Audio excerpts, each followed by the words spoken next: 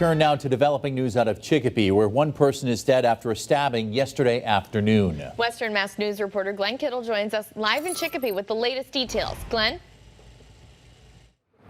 Yeah, Chris, Abby, Chicopee police responded to that call just after 3 p.m. yesterday on the Shell station on West Street. Now, this was the scene when our Western Mass News crews first arrived. The gas station had been closed to the public. The Hampden District Attorney's Office tells us when officers arrived on the scene, they discovered one male victim who was suffering from a stab wound. The victim was then transported to Bay State Medical Center, where he died from his injuries.